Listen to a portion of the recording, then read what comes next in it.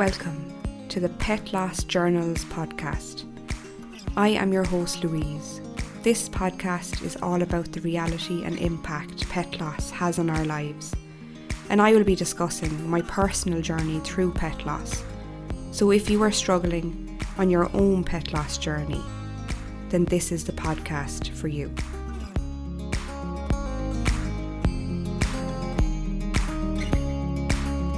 It's episode 35 this week. So thank you for joining me again if you're listening. I always do appreciate your listening ears. It helps me to keep going releasing these episodes. So thank you so much. This episode is going to be all about a journal entry from the 31st of December 2021, so the last day in 2021. When I'm going to start straight into the journal entry. The end of 2021 has arrived. I started writing in this notebook 2 years ago. This notebook is full of sadness, trauma, anxiety, happiness, hope, joy and love.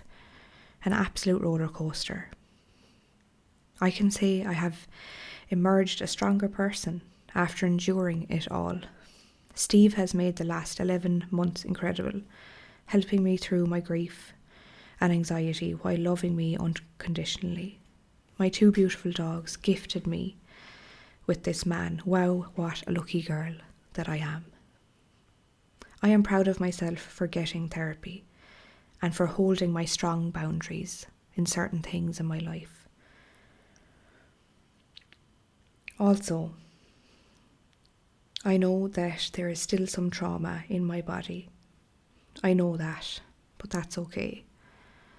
The panic attacks are few and far between, and the anxiety isn't as crippling. I still miss them the exact same amount. I'm able to deal with it a little better, and I'm more gentle and compassionate on myself. I know in my soul that my 2 angels will be by my side to help me with the journey in 2022 ahead. I will always love you, Ozzy and Moose. Stay close. So that is my journal entry that I'm sharing with you all this week. It's really like a reflection, isn't it? It's a reflection, a closing reflection on the end of the year. And also when I turned the page, isn't it actually funny that the very last journal entry for 2021 happened to be, well, there's no coincidences in life, that's what I believe, happened to be the exact last couple of pages of this particular journal that I've been reading journal entries to you from. I mean, what are the chances? I remember feeling that actually when I wrote this last journal entry for this actually year, for 2021. And I was like, oh my God, I'm actually at the end of my book, my journal book. And I was like, isn't that weird? But isn't it not really a coincidence? And actually, I've just turned to the very last page and there's a tiny note written. And I just wanted to, I wasn't going to read it, but actually I've changed my mind. I'm going to share it. It's a small little note that I've written. So this is it. I hereby leave any trauma and pain from the past 2 years on this page. I choose now to move forward and open a new chapter of my life. I'm just going to read that one more time. I hereby leave any trauma and pain from the past 2 years on this page. I choose now to move forward and open a new chapter of my life. I can't even believe I wrote that, to be honest. Very deep. Very meaningful. But actually, sometimes when we write things down, they come true. I don't know if that's ever happened to you. Now, look, you could be listening to me and go, she's on she's on the crazy train again. I'm not. But I didn't. I had a lot of intention when I wrote that. And I remember, well, anything I write in my journals, there's intention behind it. There's so much emotion behind it. I believe that. And that happened. Like in 2022, the most amazing things happened to me in my life. And I found the grief recovery method. I found a way to really process all of that unresolved grief. Amazing things happened. So it came true that those things that I wrote. This journal entry is really effectively, it's a reflection on that year, on 2021. And I think it's really important to do these kinds of things. And look, it's not 3 pages long or anything. It's a small journal entry, but it's got everything in there that was important to me to write about. And I obviously mentioned the absolute roller coaster. That's fine. Sadness, trauma, anxiety, happiness, hope, joy, love, everything mixed into one, all rolled up together and thrown onto a roller coaster, an emotional one. But that's okay, because life can't always just be joyous and happy. So, but the thing that's really sticking out for me here in this journal entry is I'm more gentle and compassionate on myself. That's what I see the most from this, which I was never. I was always hard on myself. Every single day of my life, hard on myself. I was never good enough. That's giving away another secret. I have never felt good enough for the majority of my life, up until I started really doing this kind of work, this grief work. That's what I mean by working through emotional pain, because grief is emotional pain. It can uncover the deepest wounds for us. And for me, which I haven't spoken about, but I thought this would be a good time to share. For me, that definitely was the feeling of not being good enough for people, not being good enough at school, work, anything, always kind of felt that it was a struggle. Always kind of felt that I was not enough.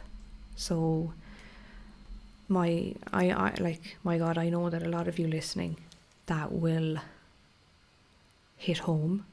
It will resonate. You will feel, I feel similar. You'll have thoughts about that, because wow, there are so many people in this world that feel that way. And that's a tough wound to carry around. That's a tough burden. It's a tough weight to carry around. But do not get me wrong. I'm not walking around right now and saying, now I feel good enough. Now I'm fine. There are still days that I don't feel good enough. But those days are a lot few, more like not as common, maybe, not as prevalent than before. And this is only in the last 4 years that I've been working on that particular emotional wound that I have had. But working through loss and grief in my life, wow, has it helped me massively. It's had a huge impact on that particular wound that I was carrying around. And yeah, it's lovely to reflect. I spoke, and you'll laugh again because you'll be like, oh, she's talking about I'm gifting myself this and that. I was given a gift. I fully 100% believed that Ozzy and Moose, the gift that they gave me was not only a wonderful new relationship that entered my life, but also I believe that they gave me a gift to start this little business of mine, helping people feel less alone during the loss of their pets. I did not know that this was going to turn into a podcast. I did not know I was going to have a Patreon. I did not know I was going to be doing Zoom video calls, grief support sessions, 6-week grief recovery programs with people from all around the world. I did not know that. I had no idea what was to come, but wow, the gifts that they both have given me is incredible. And if it wasn't for what I experienced, then I wouldn't be doing any of this, to be honest. But also, if I had let the grief chew me up, if I had let that dark cloud absolutely consume me, there wouldn't have been room there for me to begin this adventure, to even say out loud, I want to help people, I want to support them and guide them through this absolutely, utterly heart-wrenching time that they have to deal with. And they shouldn't have to deal with this alone. They shouldn't have to search for specialised support. There should be something out there for people. There is, thankfully, now, and there's lots of ways that people can support others. But this specialised support is what's important. And maybe there's a pet loss counsellor or specialist in your area. Amazing. Because they're very few and far between. They really, really are. So this is what's incredible. These are the gifts.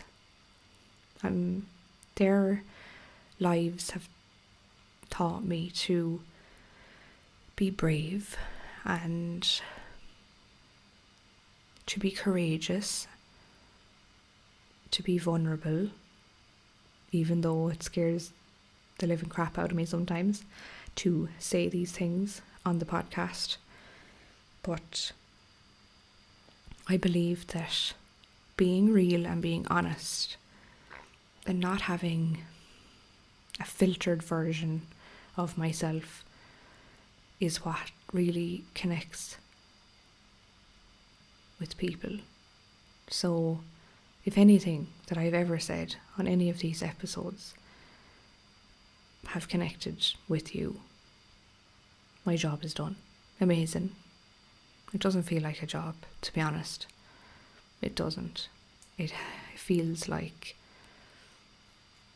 I'm continuing on Ozzy and Moose's legacy. I'm doing something with the gifts that they gave me, and that's what it feels like. So I definitely am rambling slightly off topic, but as you know, I will do that. I said that I'm proud of myself for getting therapy, that cognitive behaviour therapy that I mentioned before a few episodes ago. I was proud of myself for doing that.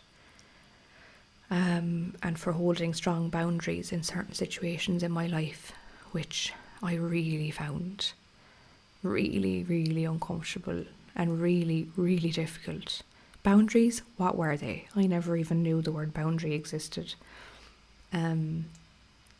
I did not know that I would have to get to my mid-30s before I would learn how to set boundaries. It's probably early to mid-30s, 4 years ago when I started setting boundaries. But it's changed my whole life. Actually, if any of you are listening to to this and that are wondering about boundaries and how to do that, the one person that, and I never really recommend others on this podcast, but I am so invested and got so much value from this person's book that I will mention it here.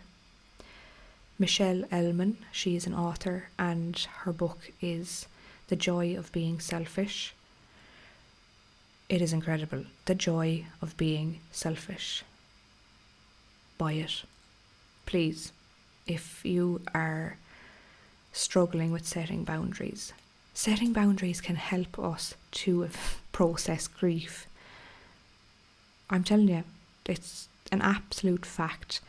So Michelle Elman's book was the book that really helped me and set me up for changing my life with regards boundaries.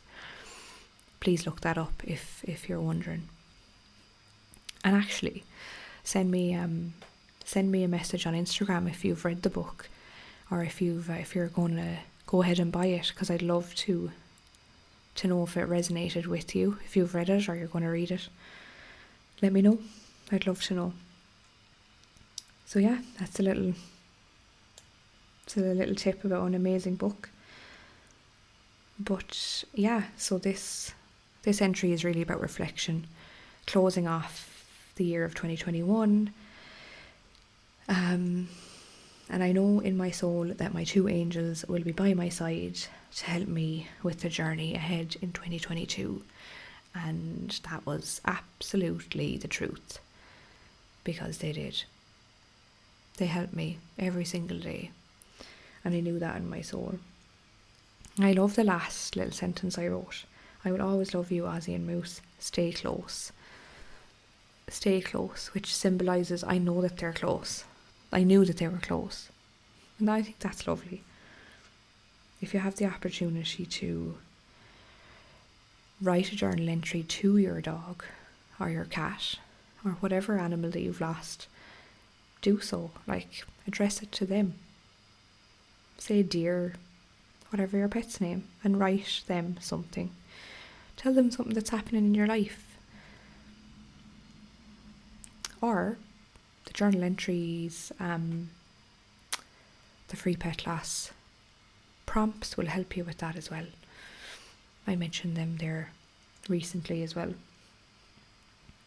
So yeah, there is hope, but reflecting on all parts of your life at the end of a year is what's amazing. The gifts that you received, what happened. Talk about the sadness, talk about the anxiety, but also talk about the joy and the happiness. Talk about everything, write about everything. So when you look back and you pick up this book like I have done 3 years later, I can look back and smile knowing that flipping hell, I've been through a lot, but I was so proud of myself for doing it. I hope that some of that resonated with you this week. I did want to mention that if you're struggling at the minute, or if you are feeling that you'd love to connect with me in person, and not only me, but with others, well, in person, I say in person, online, through video, through Zoom, there will be a support call, really, a Zoom pet loss support session, a group kind of Zoom session that's going to be open to all of the Patreon members. That is going to be on Thursday, 4th of April at 8 p.m. Irish Standard Time. So whatever time that is in your time zone, if you can make it. If you're a Patreon member, the Zoom link will be sent to you, and we will be chatting over there on Zoom for a while. You can share a little bit of your story. You can ask me some questions.